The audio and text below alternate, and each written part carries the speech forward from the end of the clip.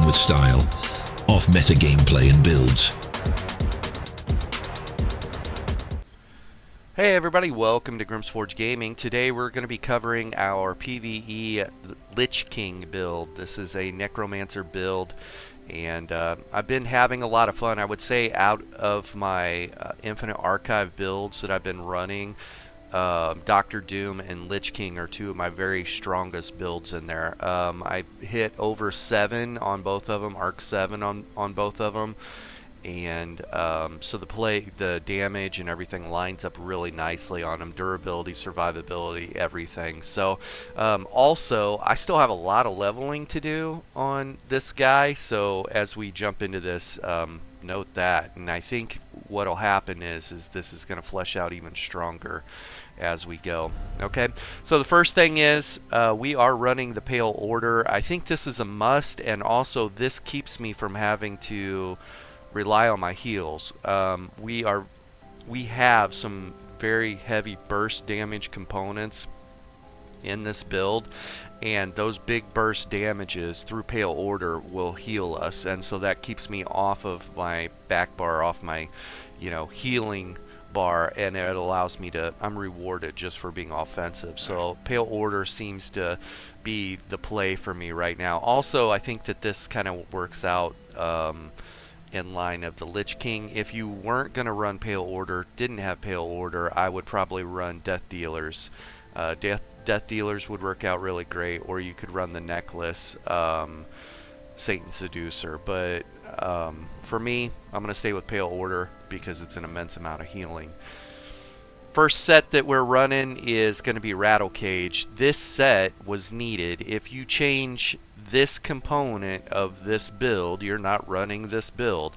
I get that often with people. Hey, I'm running the same setup as you, or the same build as you, but I am running 2 different armor sets, and I'm struggling. Then you're not running this build. Okay? So, Rattle Cage is very important for this build because Necromancer is extremely buff heavy, and you will find yourself reapplying buffs more than you are doing damage to things, and that is no good, especially when you start hitting arcs 3 and above. You need to be able to buff up and then clear the room, okay? And not have to manage 4 different buffs.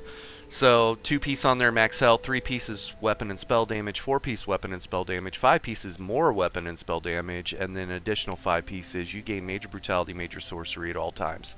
Okay.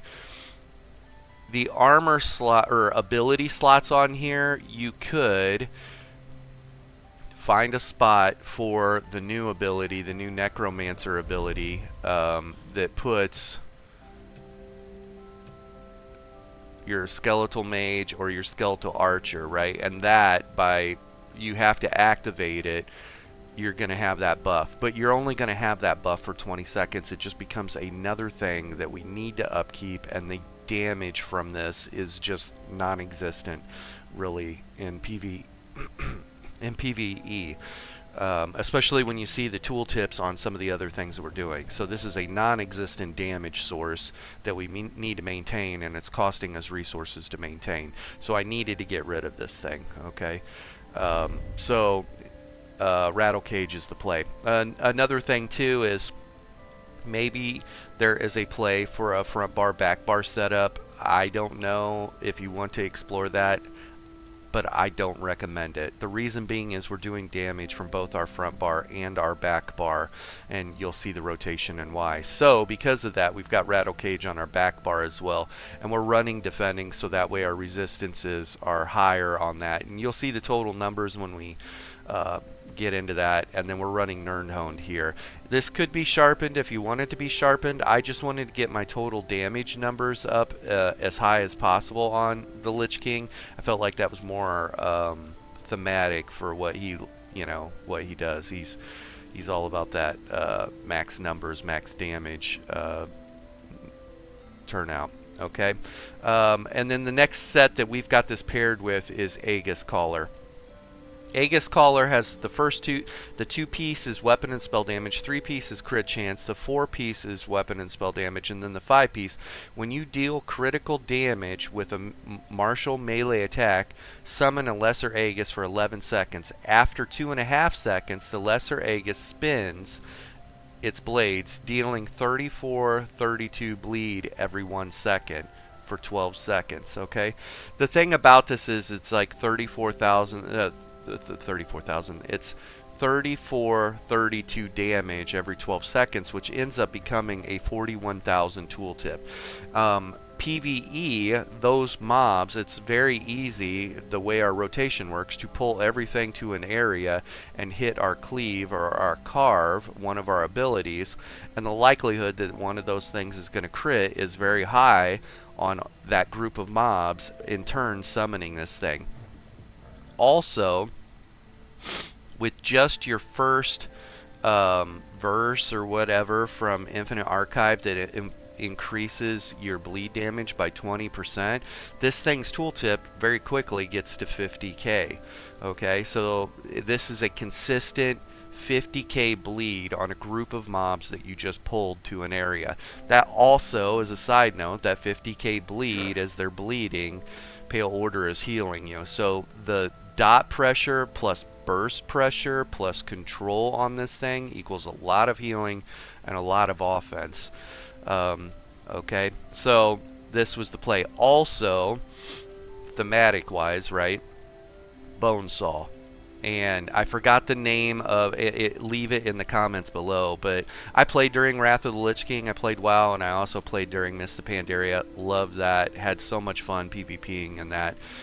But there is a boss that has an ability where he spins and just cleaves or carves the room up, and if you get hit by that thing, it's a one-shot virtually. Okay, and that ability very much reminded me of this thing. And Lich King also has some audio nerding out on you that says, you know, now face my terrible, you know, creations, right? And he's talking about all the various bosses that you have to fight to get to him. And so this thing, this Aegis, lesser Aegis, ends up being one of those things that you have to deal with. They're the mobs have to deal with when fighting the Lich King. Okay, so let's go through the armor sets here real quick. Then I want to buff up and show you a couple things about the rotation and the build, because it's pretty important. Also, side note, I highly recommend that you watch the gameplay. Watch how the rotation works. Watch how I'm controlling. There's a lot of gameplay to take in at the arcs 4 and above for my Lich King, which I'll link at the end of the video, or you can just go to my videos and find it. But watch that so you can see what we're doing, okay? Magma Incarnate gives us a little bit more recoveries. I felt like that was kind of needed until you start getting some of the verses that bump up your stam recovery and your mag recovery. We do have a really nice balance between mag abilities and stam abilities, and having Frostmourne on our front bar here, which is another cool pretty side effect here. We've got Frostmourne, and we'll give you the style for that or whatever, but having Frostmourne on our front allows us with heavy attacks to get stamina back, and then we have a staff on our back bar which allows us to get mag back. And so if we are running a little low on either of those, we've got a way to get those resources back in quickly. Okay, Magma Incarnate. I have max health on this. It's very important for the higher arcs to have a higher health. And so we're sitting at 38k. If you get one of the verses that bumps up your max health by 12% or 6% or whatever it is, you'll end up breaking 40k health, which is highly recommended when there are things that at the later arcs you it's extremely hard. It's a DPS check, and it's extremely hard no matter what you're running, if you don't have the proper verses to burn it down. I'm talking about the meteors that explode and can almost be a fatal or a one-shot mechanic, or even bosses and things like that. They start hitting really hard. I think I was in Infinite Archive yesterday or the day before on another something else, and one of the Marauders hit me for 74k. You know, so this ain't 74k. Anyways, get your max health up, and you could run prismatic enchant on here. You can see that this is impen because I was using it for PvP. Divines is probably the play for sure. Okay, you can see here we've got a heavy rattle cage helm with health enchant, and it is in divines. We're running a rattle cage with the prismatic enchant and divines. We're running prismatic enchant in divines. We're running prismatic enchant in divines, and we're running prismatic enchant in divines, and then we're running prismatic enchant, and I would make this in divines too. The well fitted, it's okay, but anyways, I would run all divines if possible. Also, this belt is heavy. If I had a divines or Aegis Caller belt, I would instead be using the gloves, or instead be using the legs in divines. I would switch these. This would be rattle cage, because rattle cage is a heavy armor set, because you get a higher armor value here. So my armor values could be higher than what they are fully buffed, just by switching these two around, if you end up having it that way. So basically having your heavy armor pieces in your big slots, right? Hopefully that makes sense to you all. Okay, so we are 1, 2, 3, 4 heavy, 3 medium. Okay, 4 heavy, 3 medium on this, and that seems to be working out really well. Let's look at the abilities here, unbuffed here. This is important. First thing we're running is Carve.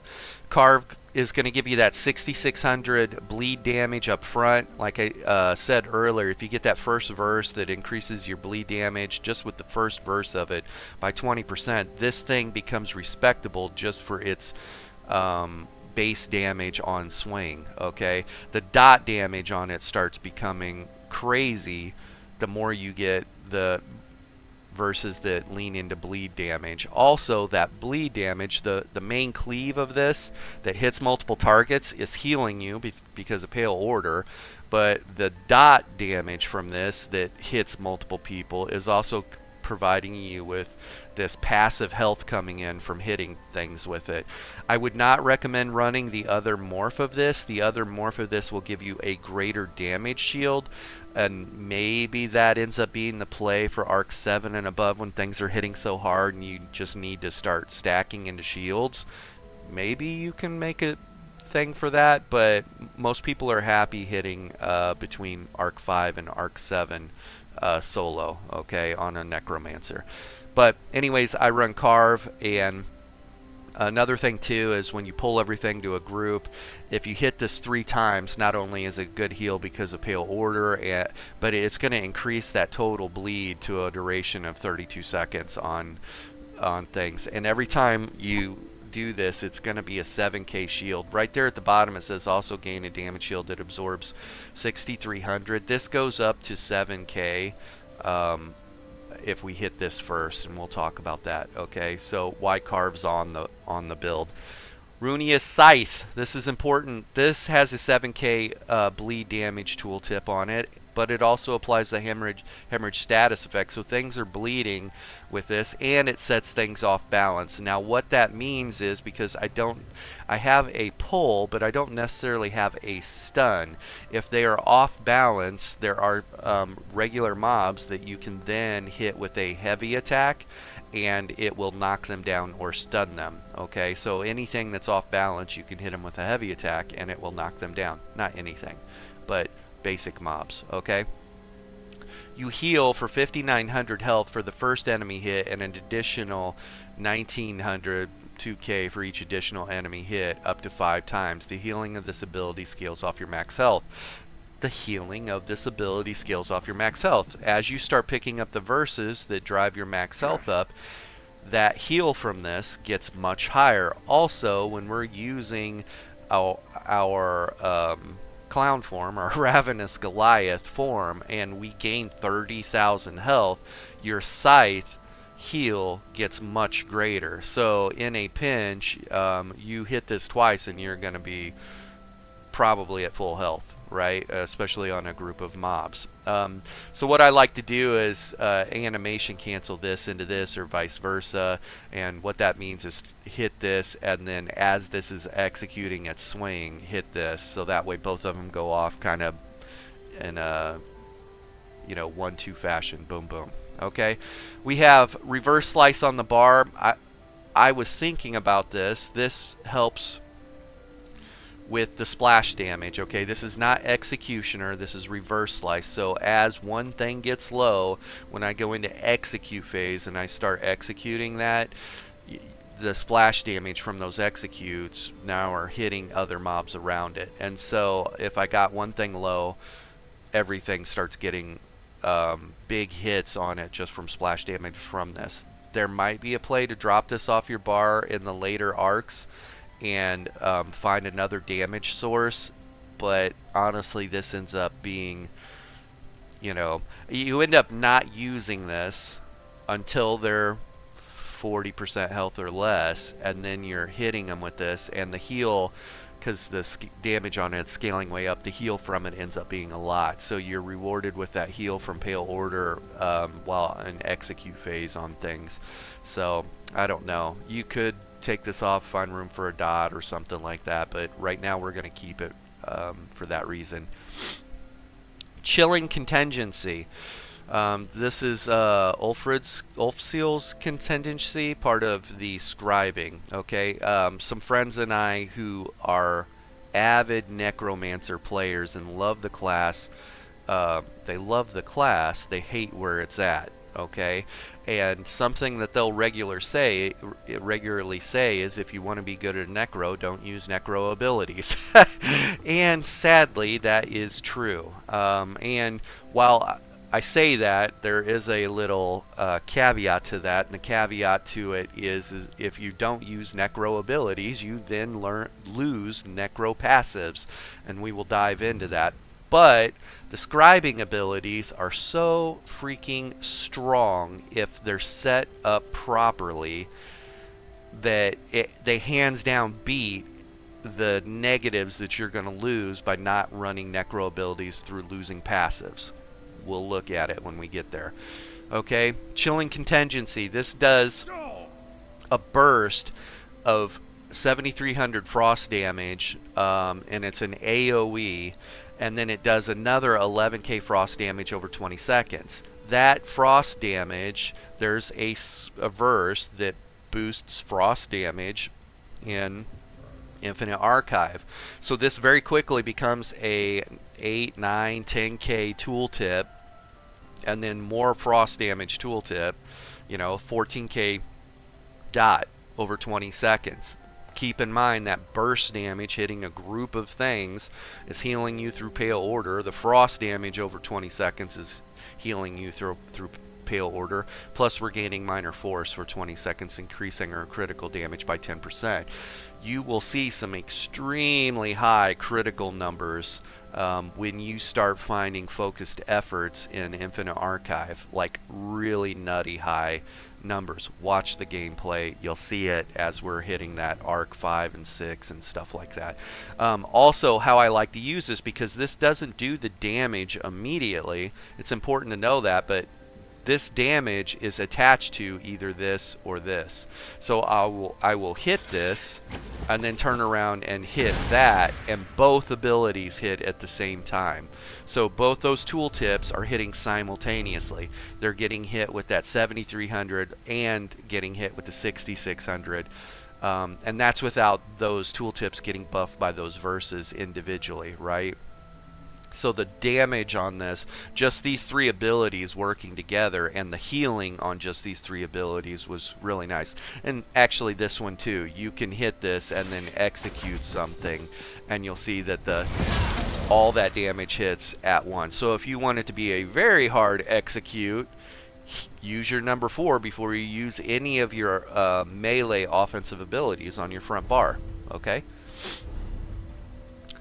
Healing Soul. And now here's something that I finally came to. I was running this heal, but ultimately it was just silly. Like the tooltip on that is the same, right? But the mag cost is more on this. The mag cost is more on the class ability, and oh, by the way, it gives you it puts major defile on yourself.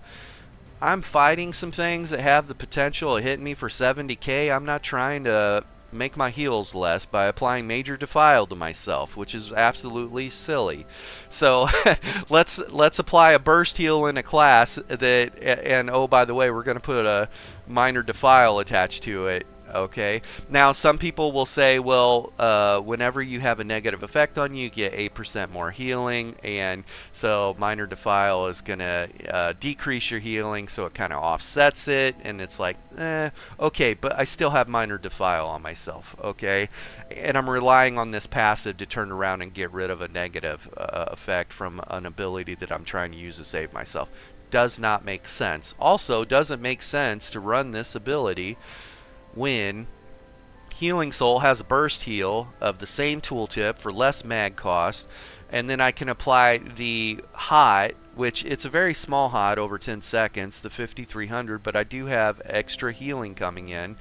There are multiple other things that you can run under Wield Soul, that's what this ability is, for that second line. Like if I wanted to run the class script that is just going to passively give me more health and resources on a Necro, I could run that, and maybe I explore that. I might actually do that just to see what we're looking at number wise, right? Because that stacks up to 20 times, and what's that end up getting my health to? 50k passive 50k health while I'm in combat, plus the class script animation effect is a bunch of souls floating around you, so it very much fits the Lich King.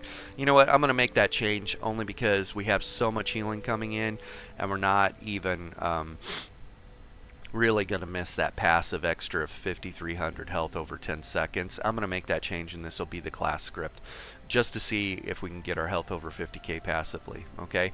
But the bottom part is important. Grants major vitality for 10 seconds, increasing your healing received and your damage shield strength. We have both of those, or need both of those. We have a damage shield and healing coming in through all our sources of damage through Pale Order. So that major vitality not only will increase that, that's how it'll increase this damage shield to 7k, by the way. I just hit this ability, and you'll notice that my my carved damage shield now breaks 7k, okay? So that's pretty nice, and that shield gets higher the higher our health gets. So major vitality is that. I find that I don't need this a whole lot for a burst heal. If you're running with somebody, you might need to throw them a heal, so this is a great heal to throw them. It's a burst heal with a hot major vitality. You can't argue with that, okay? So this just seemed to work out really well rotation wise on a melee, like the Frostmourne bar for us, right? This Frostmourne bar, that combination worked out great, okay? Glacial Colossus is the play for sure. This is frost damage. We're leaning into the thematic Lich King here. And it's going to do 3 separate smashes for, we'll say, 12k frost damage, and then the final smash stuns the target. This applies major vulnerability to the targets. You will notice that when you smash a group of things, like you pull them together, show you how it's done, and you get all of your stuff going on them, and then you smash them, things disappear. Okay, let's look at our back bar. Our back bar, Chilling Explosion. The tooltip on this is absolutely nutty. This is one of the strongest PVE abilities in the game, hands down, especially in Infinite Archive. And we'll talk, it's the third line, or the second line of this, okay, ability, and how we have it set up. If you have it set up the way I have it here, you will notice crazy damage numbers, okay? But deals 13,000 frost damage to enemies. This is a huge burst to a group of people, considering you've already pulled them into the area and you're hitting multiple targets for that. This ability paired with the pull, or just this ability well placed and hitting a bunch of targets with Pale Order, is a massive heal for you. And this allows me not to have to heal myself. I'm just dropping bombs on groups of mobs, and healing myself as I'm doing damage. So it's very impressive. But the real kicker to this is not only that first tooltip is a very high tooltip, and this is an AOE and a 10-meter radius. And it's got a fairly low cost. Look at that, 3,700, 3,800 magicka cost. This is less than like a burst heal and whatever else. Okay. But the second line afflicts enemies with burning, chill, and concussed. All three of those status effects. When you start getting focused efforts, every time you get a focused effort, it increases your status effect damage by 500%. You will notice that line, even though there's like no numbers shown there, you will notice that line doing work. Like just absolutely dropping bombs on groups of people, groups of mobs. Okay, so that second line, that afflict enemies with burn, chill, and concussed, is called Assassin's Misery. Okay, now this first line, because we are the Lich King and he's frost damage or bleed damage, you know, melee. But that first damage source, you can run that whatever you want. Like if you want to run it physical, magical, frost, flame, whatever, you do you. Okay, we went with frost. But that second line, when you're using chilling explosion, 1000% make it Assassin's Misery, because in Infinite Archive you will crush things. Okay, afflicts enemies with minor magicka steal for 20 seconds, increasing or restoring 168 magicka to attackers every second. This is basically just an extra 168 mag recovery, okay, by hitting things. That line could be something else. It could be minor breach or whatever other things you can attach to, and I might play around with that and see. Right now the balancing on this build and the rotation and everything feels really, really nice. Like I said, this is one of my two farthest arc pushing solo and duo builds right now. Okay, next thing is Avid Boneyard. This is 10k, it'll be 11k when it's fully upgraded, I guess. Frost damage over 10 seconds, okay?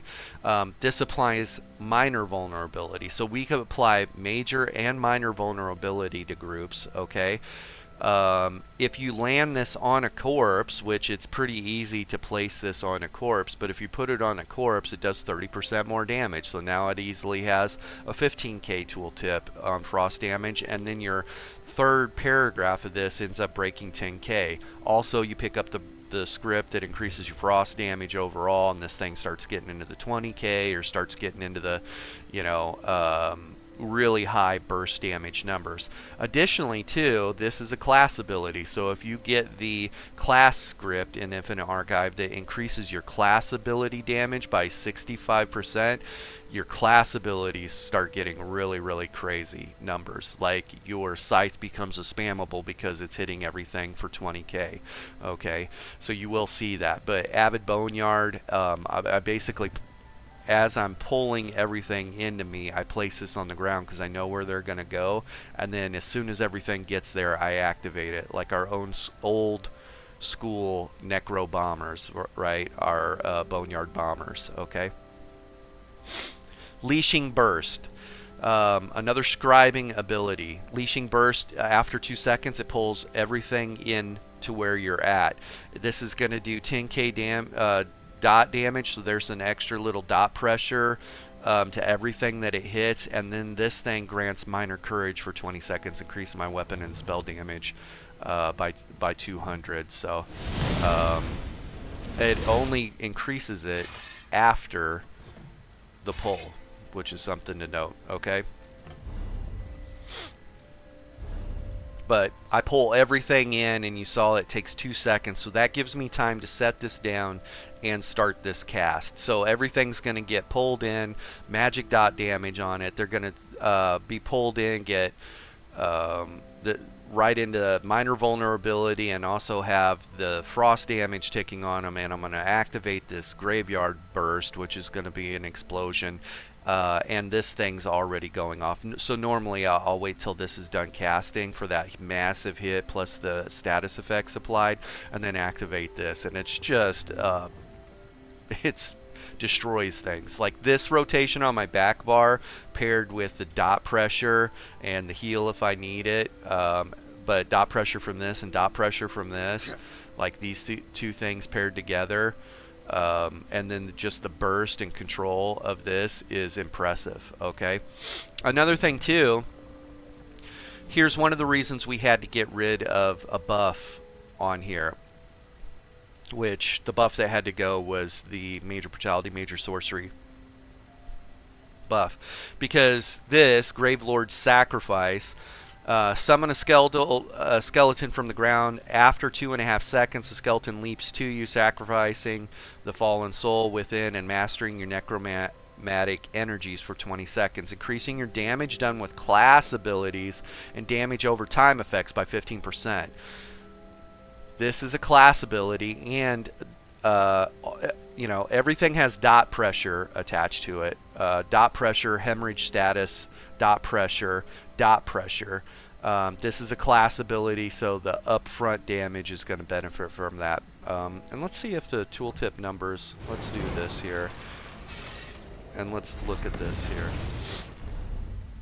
Yeah, so 8k right there up front, and then you can see that this is 12k frost damage now, and the dot damage you should see increased as well. Okay, so this is a buff that increases our class abilities. I wonder, I don't know that I've ever looked to see if that includes this. Yes, it does. Great. So if you want a harder hitting Colossus, just make sure your Blast Bones is on, which it's going to be on all the time anyways. It's very easy to keep this up. We're very buff friendly now with this. Okay, so we're making sure this is on, so all of our dots and all of our class abilities hit 20% harder or 15% harder, and that's great.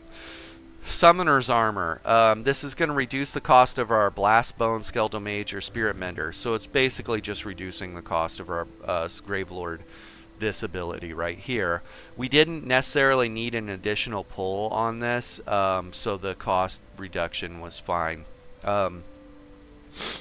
And this thing gives you major and minor resolve, which is almost 9k extra resistances, and so our resistances get to a respectable level on our back bar. 31,000 resistances. We're almost, you know, we're nearing cap resistances on this thing, which is nice. And then on our front bar, we're at 28,000 resistances, which is getting it done. Okay, and let's go back to our back bar. This is a must.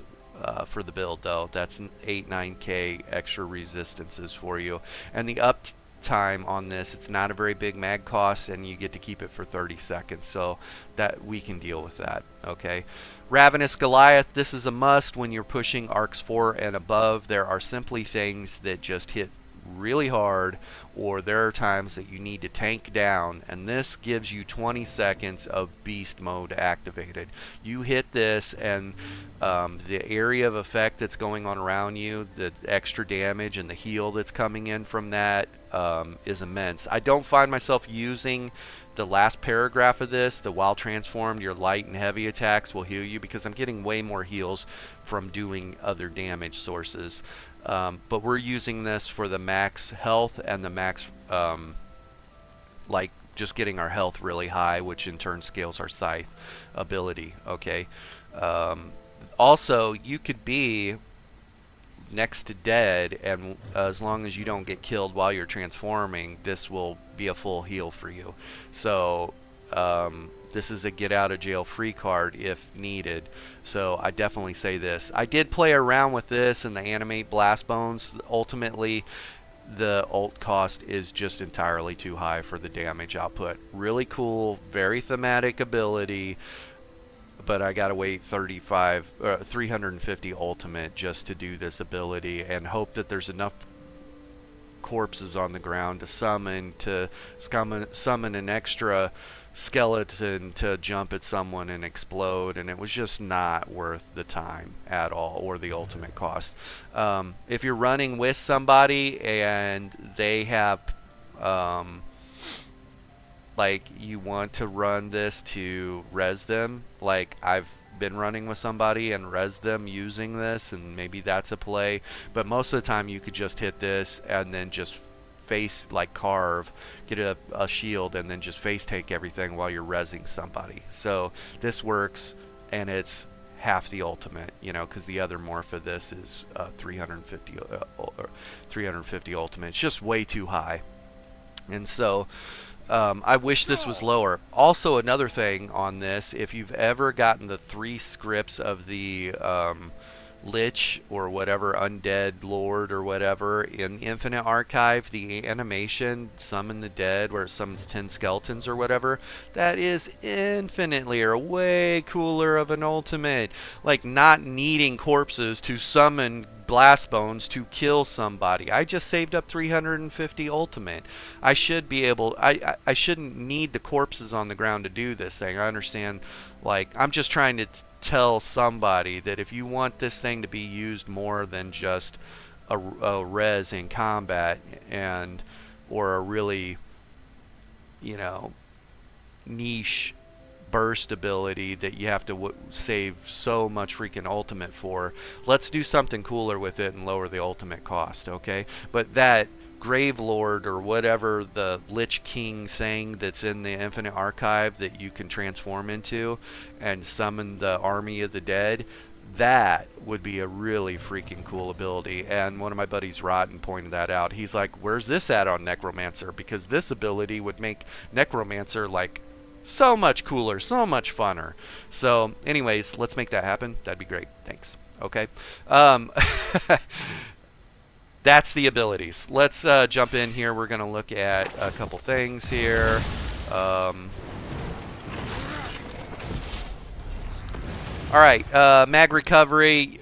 You saw it was at 1400, but it's not there very long. We're at 1300. Our health recovery is at 1000. Our stam recovery is at 1400. This is doing it just right. Spell damage, or our physical damage, is anywhere from 5 to 6k. That's great. Our crit values are on the low because we're leaning into heavy armor.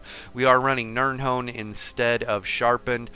And this is a sword. If you wanted it to be a maul and sharpened, you might get your pen up higher. You do you if you want to do that. Let's look at our resistances again here.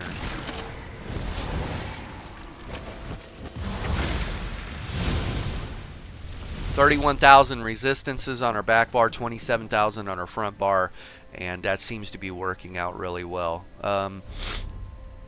We are using the Warrior Mundus, which is the difference between our weapon damage and our spell damage on this. Although, you know, that gets a little tough because it could be easily be if we wanted to boost our spell damage even higher, right? Because right now this thing scales off our max health, and this scales off of bleed damage. Will scale off our weapon and spell damage. But this is frost damage, so a lot of our damage sources end up being magic damage or things that scale off of that, and I'm going to make that change actually right now. So Mundus wise, it makes more sense for us not to run the warrior. It makes more sense for us to run the magic spell damage one. Like, get your spell damage up higher, so this thing will do even more damage. That's great. We are running Smoke Bear Haunch, and this gives you max health and then our recoveries. I would not recommend running Sugar Skulls. This ends up being the play. That's a lot of recoveries, and you do need it. Let's jump into the CP, and we're done. Right now we're running Steed's Blessing for an extra 20% movement speed. Rationer, because we do use the expensive food and we need it to last longer. And these two don't matter. If you spend a lot of time in Cyrodiil, I wouldn't recommend this in Cyrodiil, but Treasure Hunter, and we're running Master Gatherer. And then Untamed Aggression in our blue tree. This is 150 extra weapon and spell damage. Wrathful Strikes, that's an extra 205 weapon and spell damage. Now here's the kicker on this. We're running Reaving Blows, and all of our direct damage heals me for 7%. This is another reason you pair that with Pale Order and our Elemental Explosion on our back bar that has a really high tooltip and also is hitting multiple things. Paired with Reaving Blows is why we don't have to heal ourselves. We just go offensive. So I would go Reaving Blows. I don't think If you feel like this has enough heals and you can come off of that, then come off of it and go Thaumaturge or do Mastered Arms for an extra 6% extra damage in those sources, and maybe that's the play. Occult Overload. This ends up being an extra 51, almost 5,200 Oblivion damage when something dies. And because we're pulling everything to an area and then nuking them, something's going to die, and this just ultimately ends up becoming an extra 5,100 Oblivion damage.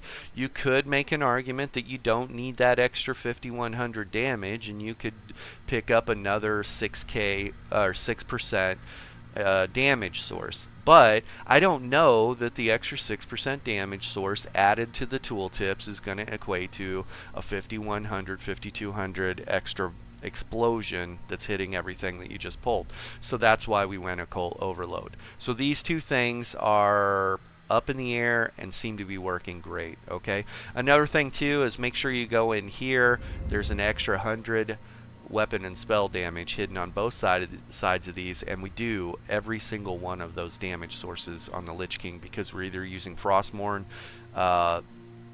two-hand abilities like bleeds and physical damage on our front bar, or we're doing frost and magical explosive craziness on our back bar. Okay, so definitely do that. And then the red tree, we are running Fortified for extra armor. We're running Boundless Vitality for extra health. This is very important. Also, make sure you get this extra health. And we're running Thrill of the Hunt. I don't have Race Against Time on the bar, so this is access to Major Expedition when things die. I think this is important in Infinite Archive because mobility will keep you able to line of sight. When you start hitting Arcs 4 and above, there are these mobs that cast negate or shields on other mobs, and it is way easier to line of sight that group and just get them to reposition out of the shield so you can continue to kill them. So Thrill of the Hunt I think is important, gives you access to Major Expedition, and we're running Celerity.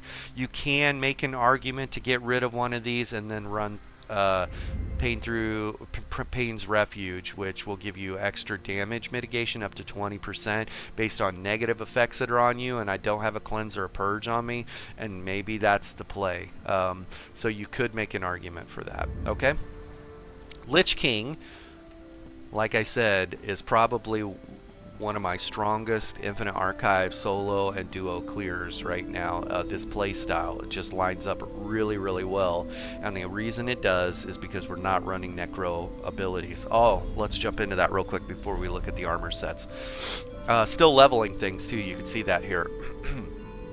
Okay, let's look at some of the passives here. Reusable parts. When you sacrifice a bones, it reduces the cost by 50% the next time you summon it, which isn't that big of a deal considering this isn't that big of a cost anyway. So we get 15% off the cost there plus 50%, so this becomes basically a free cast just to make sure that you maintain this. So it's an extra 15% dot pressure and an extra 15% class ability damage. So this is worth it. Okay.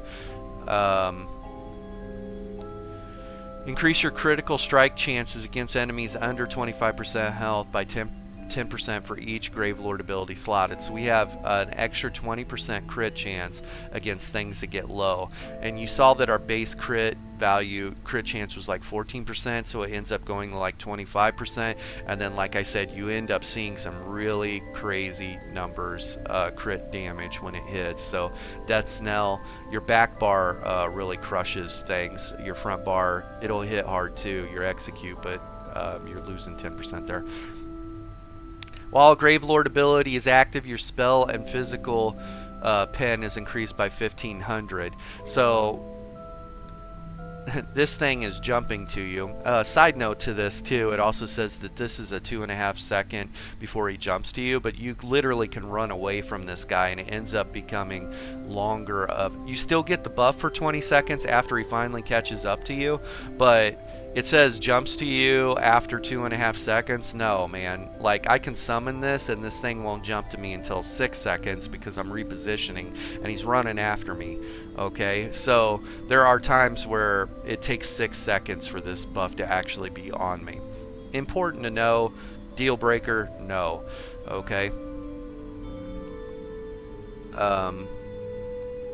But the extra pen that you get is when your Gravelord ability's down or this thing's going off. So not only do you get you the major vulnerability, but you're also getting the extra pen from that. So that's good. And then Rapid Rot. Increase the damage done with damage over time effects by 10%. That works out great. We got a lot of damage over time effects. Okay. So this bar and passives, they've done a very well job with this, and this applies to PvP as well. Like, you're gonna be probably using the stamina version of this, and so that works out really well. And you're gonna be using this, so you will get these passives. Okay. Oh, look, there's more health. Let's look at these passives. Death's Gleaning. Whenever an enemy you're in combat with dies, so the important part is with the Bone Tyrant ability slotted. So your armor buff or your scythe. So on either bar, we're going to have that passive. You restore 666 magicka and stamina. Okay, so there's a hidden form of sustain. That works out really well as long as we have one of these abilities on either bar because we're doing damage from both bars. Reduce the damage you take from damage over time abilities by 15% while you have a Bone Tyrant ability active. So as long as your armor buffs up, you take 15% less damage. That works out really well. Increase your healing received by 2% for each Bone Tyrant ability slotted. I've got 2 Bone Tyrant abilities. There's an extra 4% healing received. But in PvP, you're probably not running Scythe because the damage on Scythe in PvP is kind of doo-doo. And so a lot of people don't run Scythe. Like, I have a twice as high of a tooltip running Wrecking Blow, and so when I fully buff up, this thing hits twice as hard as, maybe not even twice as hard, but this thing just ultimately hits harder and gives me major berserk. And so Scythe ends up not being the play as a spammable. Okay, so anyways, this bar is the passives start getting a little bit farther away when you start getting into PvP. PvE, we got it set up and we can still make them work. This is where we get nothing, or we don't get a whole lot, right? We're not using any of the class abilities. Let's explain that real quick. We already talked about why this is a good burst heal, but I'm not trying to give myself major defile while I'm trying to take in 74,000 bonks to the head from marauders and things like that when I need to heal. Okay, so scratch that, and especially scratch that for PvP, trying to give myself defile, and oh yeah, here's a burst heal, but you're taking less healing. Anyways, we're not using any of these abilities on here. Also, this heal, even if you run Intensive Mender and it ends up being a 4K every 2 seconds, this heal is not even remotely close enough. You cannot justify this on your bar when pairing this with like just this ability with Pale Order. Like, hitting this on multiple people and Pale Order going off is way more heals than that. So if I wanted a big burst heal in 2 seconds, it's going to be this thing dropped on a group paired with Pale Order. It's not this guy and waiting for him to throw 4K heals at me. That's not a burst heal, even the Intensive Mender version of this. So this ended up not being able to find a spot on my bar. And maybe you make a play and say, oh, run the other morph that mitigates 10% of the total damage to it. Not worth it. Don't put it on your bar. It's just not worth it. Restoring Tether is a bunch of little heals. This ends up becoming like 1K, 12K, whatever that tooltip is. I didn't even level it. It's not worth running. Another thing too is, while this is a free ability, you need find a corpse to cast it, and it's just a bunch of incremental little tiny heals coming in, and I get way more heals with Pale Order and all the dots that are hitting everything. I get way more heals from just my rotation and everything's going in pale order than this thing will ever generate. And I don't care that it's a free ability and you get 3% extra healing, so it doesn't find a way on your bar. So here we are with no Necromancer abilities. Okay, while you have a negative effect on you, your healing done is increased by 8%. That's great. That ends up becoming a net positive for you, considering we're not applying Major Defile using the class Burst Heal on ourselves. So we actually do see that healing done by an extra 8% now. Okay, while you have a Living Death ability slotted, your critical strike chance with all healing abilities increased by 20% in proportion to the severity. Okay, so that makes this work like Cauterize, right? But you're also applying Defile to yourself. Thanks, but no thanks. Sure. So we're not getting this passive. When you consume a corpse, you generate 10 ultimate. This effect can occur once every 16 seconds. Once every 16 seconds, like if I'm consuming corpses regularly, I basically have an extra 1 ultimate coming in. Not even, okay? This is fine, whatever, an extra ultimate, even if it says once every 10 seconds instead of once every 16 seconds, it's not enough ultimate to even really matter. Doesn't matter for us because we're not consuming corpses. We don't have a way to consume corpses through this or through this or through this, so we're not getting that. Undead Confederate, while you have a Sacrificial Bone, Skeletal Mage, or Spirit active, your health, magic, and stamina recovery is increased by 100.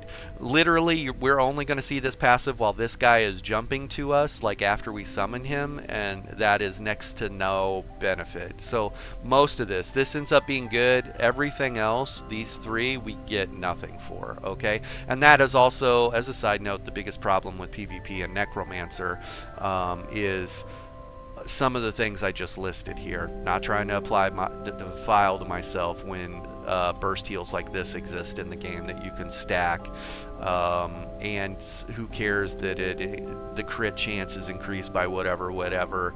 It's just not going to do it, and the intensive mender version of this ends up not being enough heals when under extreme pressure to justify it, and the 10% damage mitigation of the other morph is not enough to justify it. I regularly run into people in Cyrodiil and in Battlegrounds that think that the morph that mitigates 10% of the damage is going to justify it. Honestly, if you're using this, you need to be using it for the burst heal to keep yourself alive, because 10% of my total damage coming in is not going to save your life. And so I see this regularly, and I see this thing taking damage, and those people are still dying, and I'm just thinking you might have survived if you had bigger heals, my guy. So, okay, so there's that. Make sure you get your passives here, and also look, I'm still leveling my destruction, because Chilling Explosion is on my destructive bar. That's another thing too, is when you get the archival weapons thing, this tooltip like gets really high. This tooltip gets really high. Like I've seen it in the 40k range, and it's 40k hitting multiple things, and if it crits, you're seeing 70k 60k crits on things. It's stupid. Okay, so I love this ability. The 2-second cast time gets a little tricky. In PvP, if you want to see how I use this, I'll show you how I use it on my Lich King for the PvP video later, but this is a PvE rotation and setup right now. But I would land this coming from stealth on people, like hit crouch, come up onto a group, and open on this to make sure we get the big burst and the status effects on them and the minor magic of steel before we tear into them. Okay, but if you want to see this ability really just destroying groups of people, watch my Gambit video, and I have this ability on a Nightblade, and I open with this from stealth on people or cloak, and it's a guaranteed crit, and it's just destroying things. So anyways, I love this ability, even though it has a 2-second cast time. We'll only get stronger on this because we do kill things, so we'll get more recoveries, and we're going to be able to mitigate more damage because we're using a frost staff on our back bar. So once we get those 2 passives, that will be great. Maybe you can make an argument too, but major vulnerability on this ability, and it ended up being 30k total damage with a stun. is probably going to outdo this or Eye of the Storm. But if you want to do something that's in the thematic, like I'm Lich King and I've got Eye of the Storm, this frost damage around me as I wade into battle, you do you. That might be fun. Okay? Make sure you get your medium armor and your heavy armor passives. Your soul magic abilities, one of the verses increases your soul magic effectiveness, and so your leash ends up having a better tooltip, and this ends up having a better tooltip. So these two things end up getting pretty nutty. We're not using anything here other than intimidating presence. When you get the guild verse, your chilling contingency Usil's tooltip gets higher, and so you'll notice that your burst damage with this ends up going, and you might find yourself staying on your front bar more when you've got this buffed out of the building. Okay. Once I run more dungeons on him, we'll definitely pick these up. I did try dazing, like trample for apocalypse or whatever, so nerding out on you. But this, even though it was on a second and a half cast time versus a 2-second cast time, this ultimately damage-wise was nowhere near. Look at the burst damage on that 5k versus this is 10k more damage, which ultimately led to more heals because of Pale Order. The second line was comparable, okay? That is Assassin's Misery again, but Assassin's Misery on this ability does Concuss, Sundered, and Hemorrhaging status effect. We're already through our Scythe applying Hemorrhage status effect, so we didn't necessarily need that. And we're probably also getting the Concussed through the... well, we wouldn't be getting that, so that it would apply different. So maybe you make an argument to add that on there, but the burst damage just didn't compare. Major Heroism was nice for 10 seconds, gaining an extra 3 ultimate, you know, every 1.5 seconds.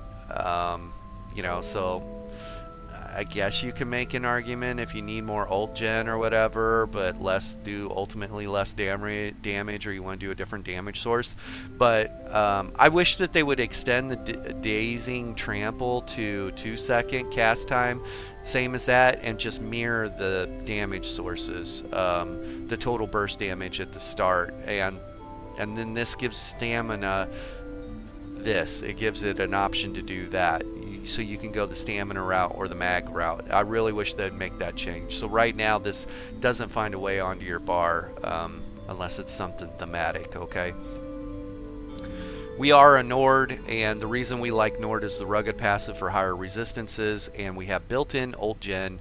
As we take damage, we're going to be taking damage, and we have more stam, and we have higher max health and some frost resistance, which is important for some of the stages of Infinite Archives. Okay, so that's a deep dive into Necromancer and how some of the passives, or a lot of the passives, are doo-doo, and I wish that they would rework those. Reach out to me. Let me help you rework the passives that it will be beneficial in PvP as well as PvE. Thank you. Okay, let's look at this. Outfit station. We are running the Aldmeri Dominion hat, Lich King. I really wish there is a hat called the Divine Prosecutor's Helm, and I wish that actually I could just show you that. This would be the play if you have the Divine Prosecutor's Helm. Let's find it. It's in alphabetical order. Where are we? Oh, I just saw it. This helm, but in the heavy version, maybe? Let's look at it. Right here. Yes. This would be the Lich King helm, because you can show off his glowing eyes. But I don't know how I get that. If you know how to get this, leave it in the comments, because I would love to get this. And I've been looking at the marketplace to buy it, and it's not there.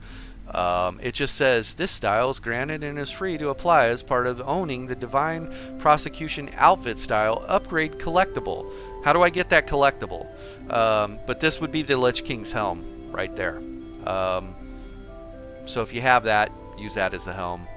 And otherwise, Otherwise, right now, this is the helm because it runs really high on his head. We are running Dromothra's pauldrons. The thing about the Lich King's shoulder pieces is one side of the shoulder has like these spikes over the shoulder, and then the other side has this massive skull. There is nothing like that in. So basically, I just went for kind of a telltale visual thing about the Lich King is he has these massive shoulder pauldrons, right? These massive shoulders. And so I just found the biggest biggest shoulders I could find, and so that ended up being the play. These things aren't too bad either, but you can see the Dromothra ones are bigger. They just have this effect to them too. That's really cool. Whatever. Fire Drake's gauntlets. The Lich King's gauntlets have skulls on them. I couldn't find anything that had skulls on them, but they also have spikes on them, and I could find spikes on them, and so I thought that these gloves actually went really well with those shoulders. We're running the Zipkin Greaves. The thing about and I need to look into this a little bit more, but the thing about the Lich King's legs are they almost look like rib cages around the thighs. And so if I can find some armor sets that look like rib cages right through here, I'll run that, but for the time being, we are not. Okay, Silver Dawn Cuirass. This chest piece was the closest thing, and I looked through everything that I could find to the Lich King. Couple reasons. Number one, you're looking for like the pectoral area, the chest area. You want it to have this effect or look to it. Also, the Lich King has two skulls, one here and one here, which those two things kind of match that. Also, I could not find a helm that allowed Arthas's long hair to come out from behind underneath the bottom of the helm, but this white fur on this armor set kind of looked like that, like white hair flowing out from under it. Or you could justify the fur on the armor piece because he's in Northrend and it's really dang cold there, whatever. Barbaric Girdle. This was the biggest skull belt that I had, and Lich King has a big massive skull right there, so we went with that. Sea Giant Sabatons. I went and I bought a lot of this stuff to make the Lich King, you know, look like the Lich King, but these were the best, especially from the backside. You need these big poofy boots, right, with fur on them. These end up being the best boots. Could not find a big poofy boot that also, try saying that 10 times fast, big poofy boot. Could not find a big poofy boot that also had skulls on the knees, but we do have something going on the knees, so this ended up being the play right there. This sword is called the Rune Priest's Greatsword, and it's part of an armor set that you can get, and it has the cool runes on the side when you have it unsheathed, which is just like Frostmourne with the runes glowing on the side. If you wanted to make a play like you don't have that, but you still want Frostmourne, end up going with the Gloombound weapon pack, and you'll just have a gloomy, glowing weapon like our staff is, and you could say that's Frostmourne. Okay, so that's our armor sets right now. I really would like to change the helm so we have the glowing eyes coming out from behind the helm, and you can see Arthas inside the helm. But this is the play right now, and it's not too shabby. Okay, this is my Lich King. You guys be safe out there. Bye.